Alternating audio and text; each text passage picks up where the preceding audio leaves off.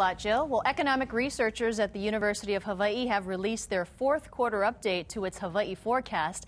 It's called Hawaii in Pause Mode, and it focuses heavily on unemployment and the state's tourism industry. And joining us this morning for our UHERO report is Byron Gagnes from the University of Hawaii's Economic Research Organization. Good morning, Byron, and thanks so much for joining us. Good morning, sure.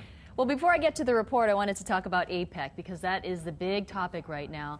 And we've been talking to several leaders of our state and our city, and they all say that this is going to be a huge economic impact for the state. We already know that it's going to be short-term with all of the businesses and such. But what about the long-term impacts from APEC? Is there going to be a positive impact from these world leaders being here? Well, I think there will be some kind of positive impact. It doesn't hurt to showcase some of the local businesses. It doesn't hurt to have a very high-profile look at Hawaii for, a few days. I think probably the marketing effect of simply having Hawaii on people's TV screens is probably more important.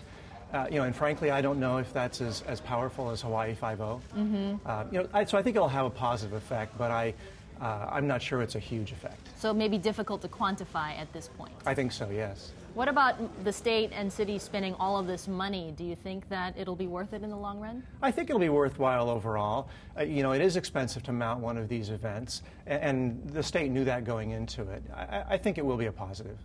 Well, UHERO just released this report, and it has that interesting title, Hawaii in Pause Mode. Can you explain what that means? Right. This is something that we've been talking about for a few months.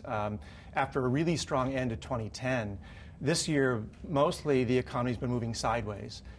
In most months since January, the visitor arrivals and the visitor spending have been either slightly down or flat compared to last year. And, as you know, the unemployment rate here has ticked back up to 6.4%. So after some promise last year, this year's been very disappointing. What about the global economy? We've seen this crisis in Greece now for a long time. All of this having an impact here in the islands? I think so. I think that's fairly clear. And you see that in the U.S. visitor numbers, which have been very disappointing. I think U.S. travelers are concerned about where the economy's going. Unemployment is up in the U.S. As you talked about earlier, there's not much job progress here in the U.S. and globally. There's concerns about the debt situation in Greece, but also in the U.S. Oil prices are high. And of course, we had the Japanese fallout early in the year from the earthquake, too. So I think all those things. It isn't all gloom and doom. Is there anything positive from the report? There are a few things. Job growth is occurring in some sectors, like professional services and business services. What else? We have some promise, of course, from APEC. That's going to give us a lift in the second half of the year.